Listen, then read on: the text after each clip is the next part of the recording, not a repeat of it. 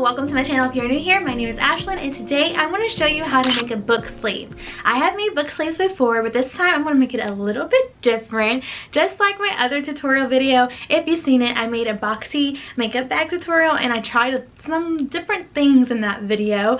For instance, I tried flex foam for the first time, so I'm going to use flex foam again today with this book sleeve, which I've never done before, so we're just going to have to see how it goes. Hopefully you all can see me okay, because it's a pretty gloomy day and my camera was acting crazy. But anyways, I'm going to tell you what you need to make this book sleeve. You will need 2 pieces of 12.5 by 10 lining fabric, 2 13.5 by 11 outer fabric pieces, 1 18 by 10 pocket piece, 2 pieces of 24 by 4 inch for your ruffles, and 2 20 by 4.5 pieces for your bow fabric. You will also need 2 13.5 by 11 pieces of flex foam, but if you're not using flex foam, then the measurements change just a little bit, so let me tell you how that changes. The reason why the outer fabric is longer than the inner fabric is because flex foam really makes your fabric piece shrink. So I added in a few inches to help for the shrinkage, and then if it still is bigger than the lining fabric, then I want to cut it down to match the lining fabric. So the lining fabric is measuring 12.5 by 10 and the outer fabric is measuring 13.5 by 11. If the outer fabric is still bigger than the 12.5 by 10, then I'm going to cut it down to that size. But I wanted to add in a few inches to make up for the flex foam shrinking. However, if you're using Pellon, which you will also need a piece of Pellon, I forgot to tell you, you will need about a 9.75 by 8.75 piece of Pellon. This is going to go inside your pocket. You don't have to use this for your pocket, so if you don't want to, you can just scrap that. But I'm going to try it just to give a little bit more structure to my pocket. But you don't necessarily need it. But if you just want to use Pellon for your entire book sleeve, or if you want to use cotton batting for your entire book sleeve, then you need to make sure that your outer fabric and your inner fabric are matching up in measurements. The only reason why I added, again, extra to the outer fabric is because it will shrink with flex foam. You can also just make up your own measurements and just follow the same steps that I'm about to tell you, but you can make up your own measurements depending on what you want to make it for. For instance, if you want to make it for an iPad, you can measure your iPad and then add on about 1 to 2 inches to your fabric to make sure your iPad can actually fit into the sleeve. So one of the first things that you can do to just go ahead and get it out of the way so you can have all your fabric pieces ready to go is you can get your bow part, which is the one that measures 4.5 or 20 by 4.5. You want to go ahead and fold that in half. You can press it with an iron or you can clip it right along here, but fold it in half, and then you're going to line it up to your cutting board and just cut off some of it. So this is what it did look like, but then I cut off an angle, and I use this 45-degree angle on my cutting mat, but you can make the angle whatever you want it to be. But you want to go ahead and fold your fabric piece in half and cut off an angle for both pieces of your bow fabric. The next thing that we're going to do is to make some quilting lines for our outer fabric. However, you don't have to have quilting lines, but if you're going to quilt it, go ahead and put your lines on here so you can decide how you want to quilt it. Once again, if you've seen any of my other videos, you can do it vertically, horizontal, diagonal, crosshatch, whatever you want to do. Go ahead and get those quilting lines on there. After the quilting lines are ready to go, you're going to grab your flex foam or your batting, whatever interfacing that you're using, and you're going to put that on the bottom. Then you're going to take your outer fabric and put that on top of there, and you're just going to clip it or pin it together. Then you're going to take it to your sewing machine and add your quilting lines. After you have your outer lining pieces quilted, you can cut off any extra that you don't need.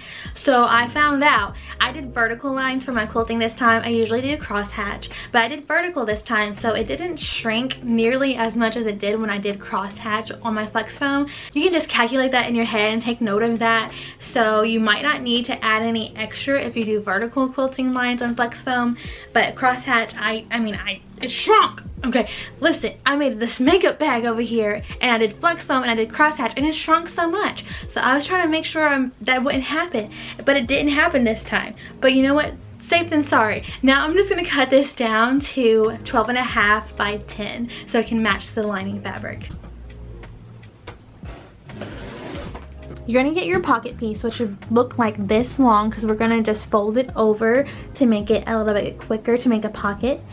So you're going to get your pocket piece, and depending on what you're using for your interfacing, if you have like an iron-on, you can go ahead and put that in there and do this and then iron it down. Mine is just going to be sewn, so I'm just going to put this on top of my fabric piece. And again, you don't even have to use interfacing for the pocket.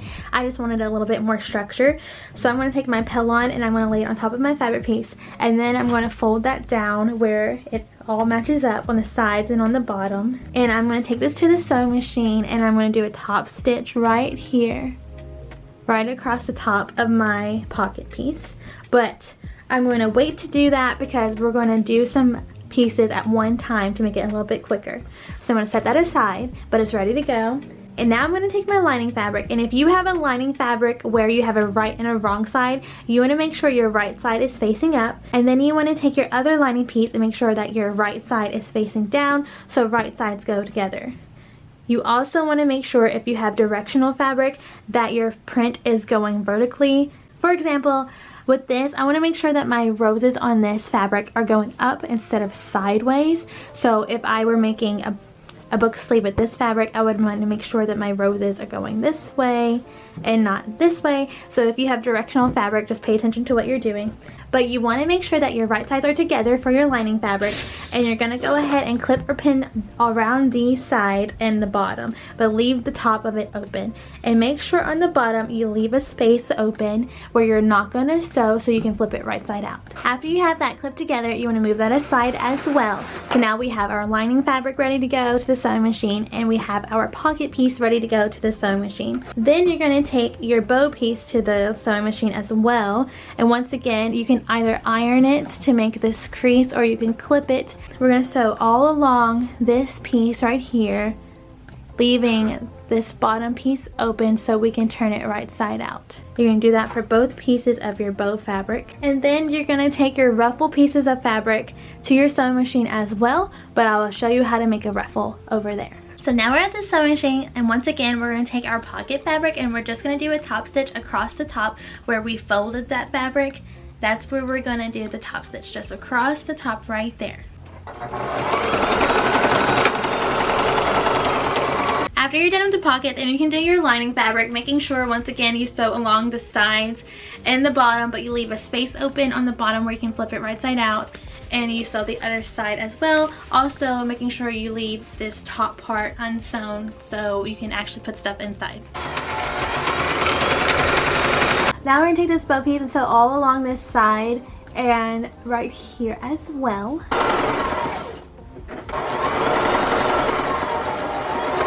Now I'm going to teach you one way to make a ruffle. So you're going to grab your ruffle fabric and you're going to do the same thing to both pieces.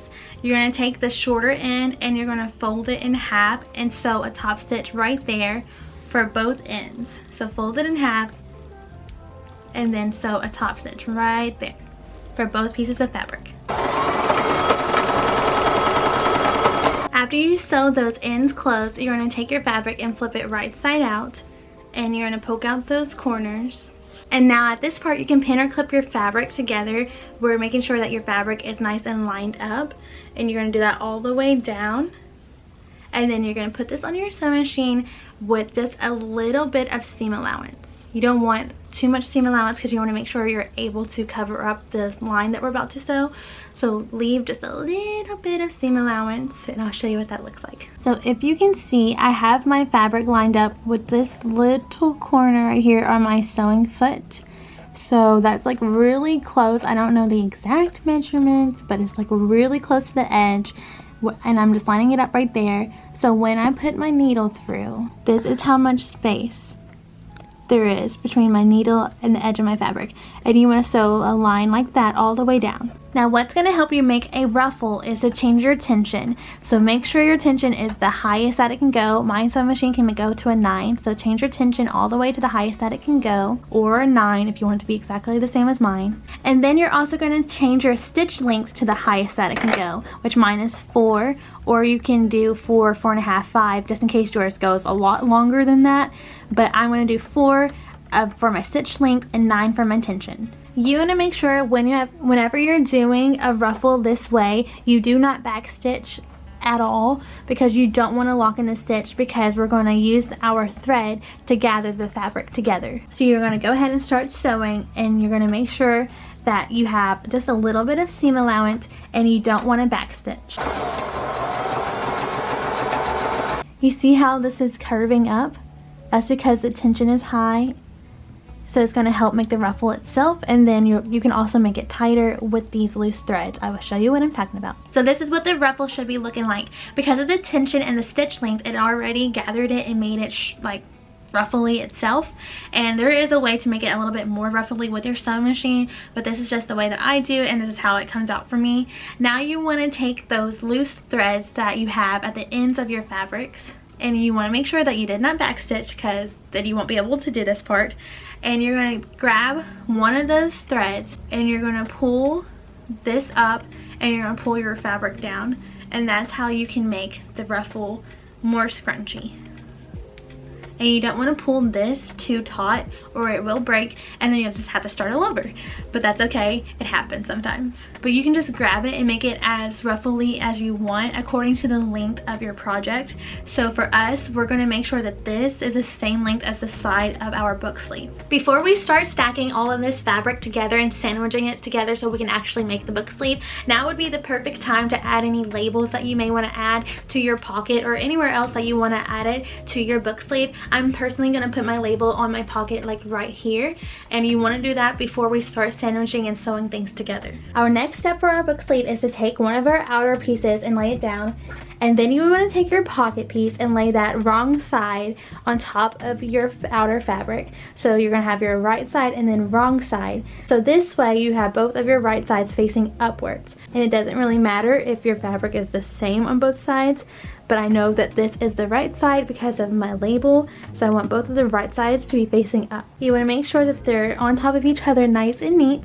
and then you want to take your ruffles. If you don't want to do ruffles, you don't have to for your book sleeves. I just thought I wanted to try it.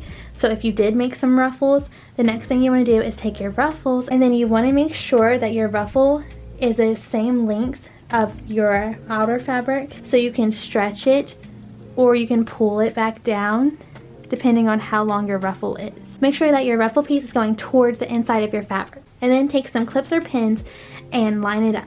What I like to do is I like to take my ruffle and I like to lay it where this top stitch is a little bit further and like over the edge of my fabric piece, so that way I make sure that you can't see this when I flip it right side out. I like to clip the ends of my ruffle first, so that way I know that it's the right length, and then I go in and add in more clips or pins. Once you have the ruffles pinned down, you're going to take your next outer piece and you're going to make sure the right side is laying against the top of these right sides, and you're going to go ahead and take those same clips or pins and then clip this down. I find it more helpful if I clip the ruffles first and then add the top piece, instead of clipping it all together, to make sure that the ruffles don't move. But you can clip or pin it however makes it easier for you. Go ahead and clip around this edge and the bottom and then this edge, and leave the top of your project open so you can actually put stuff in it. Once again, I like to clip the ends first and then do the middle piece. I think this helps me line up the pieces to make sure that they're actually on top of each other. But again, you can just clip it however you want. Once we have it all clipped or pinned together, now we're going to take it to the sewing machine and we're going to sew right here in the bottom, and on this side, make sure you leave the top of it open. If you made your ruffle long enough where it goes to the end and to the top of your project, you want to make sure before you turn your fabric like this to make sure you close it up, you want to make sure that you open this up and you push your ruffle out of the way. Otherwise you're going to sew on top of your ruffle, and when you flip it right side out, it's going to make it wonky. So you want to open this up and lift up your presser foot. That makes it a little bit easier, and take your ruffle piece and just shove it out of the way. Just push it out of the way, and then put this back down and sew across. However, once you get to this side, you're going to do the same thing where you push your ruffle out of the way, but once you turn it this way, you want to reach down inside and push your ruffle back down, because you don't want to sew on top of your ruffle when it's over here either. So just make sure you're paying attention to where your ruffle is so you don't sew on top of it in weird places. After you finish sewing that all together, you want to flip it right side out. And before we move on to the next step, while it is flipped right side out, you want to go like this, checking to see if you can see that top stitch that we made on our ruffles. Because if you can't see the top stitch, then you need to flip it right side out again and do another top stitch around your project, because you don't want to see that top stitch on your ruffles. So you just want to pull it, make sure you can't see any stitching that you don't want to see. And this is where it comes in handy to tuck in your ruffles when you're sewing around, because otherwise this, if you can see right here, it's already right there, but if I didn't tuck it in, it could have been like all the way over here and it just wouldn't have looked good or worked. So that's why we tuck in our ruffles when we're sewing around them. And if it looks good to you and it's good to go to the next step, then let's go to the next step. The next step is to take your lining fabric, which is still facing the wrong way, and then take your outer fabric, which is now right side out, and stuff this into your lining fabric. After you have your main pieces of fabric and tucked inside your lining fabric, you want to take your bow parts and put them in between your lining fabric and your main fabric. And you want to put it through that hole that we left in our lining fabric. And you want to try to put that in the middle and then clip it down. You want to do that on both sides. Once we have the bow parts clipped on, we can take this to the sewing machine and do a top stitch all the way around. Once again, you want to be mindful of your ruffles. If they go all the way to the top and if we sew right there, then it's gonna look like this when we flip it right side out. So what you want to do is when you get to your ruffle part, you want to take it and then tuck it down like this, and then do a top stitch over that. Now we are almost done. Now we're going to take this and flip it right side out through that hole that we left. And it looks like I made the hole way too small, so make sure you leave it big enough, especially if you're using flex foam, because that makes it a little bulky and harder to push through the hole. Now I know that for next time, push it or pull it through that hole, and then we're going to sew a top stitch once we flip it right side out. Once again, before we actually move on to the next step, we want to make sure everything's nice in the way that we want it to be, so we don't have to seam rip over and over again. So once you get it flipped right side out, make sure that this is actually closed and there are no holes. Make sure your ruffles look good and they're not like this. Make sure that you actually have everything sewn on and it's good to go. And once it is good to go and you have your corners poked out for your lining fabric, you're going to take that hole, close it up, and do a top stitch right across there. And we are finished. There is one last step that you can do. This is completely optional. I personally just never do it. You can though. You can go around the rim of your book sleeve and do a top stitch to make it look a little neater, but I just never do that. But if you don't do that, or even if you do and you come back, then you're done, and this is what it looks like. This is so cute, and I am totally such a fan of flex foam. It is so much fun and it is so squishy. Look how adorable this is. It has a nice little pocket where you can put stuff, and I like that I added the pillon in there, so it makes it a little sturdier.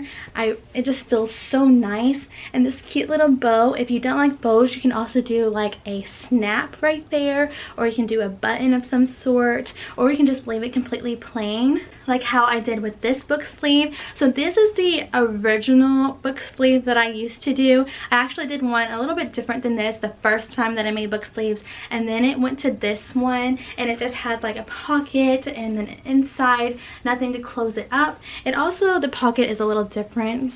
Yeah, if you can see, this is the wrong side of the fabric, and that's why you make the pocket extra long, so you can see the fabric on both sides. And now this is what it looks like with ruffles and a pocket that is a lot sturdier than this pocket, and this pocket is also on both sides. And I added this cute bow, and look how different. You can make them however you want to make them. You can make them with a bow, with ruffles, without a bow, without ruffles, with a pocket, without a pocket. It's totally up to you. I personally made this to the measurements of my iPad. So my iPad actually fits in here pretty well. So once again, you can make it to the measurements of your own iPad or laptop or whatever you want to make it for, or a book, because it's called a book sleeve. But it is totally up to you what measurements you actually want to use. I don't remember what iPad this is, and it's dead, so I can't see what version it is. I think it's like a 14 Air or something like that. I really don't remember. But like I said, all you have to do is just measure whatever you're wanting to make a book sleeve for, or an iPad sleeve or whatever, and add 1 or 2 more inches, or maybe even a little bit more. And then if it's too big, I'd rather it be too big than too small, you know? Well, that's the end of this video. I really enjoyed the way that this turned out. I think it is so cute. Let me know if you all are enjoying these sewing tutorials, and if you have any more sewing tutorials that you would like for me to make sure you comment below. I hope you all enjoyed this and it was helpful to you, and I will see you guys next time. Bye!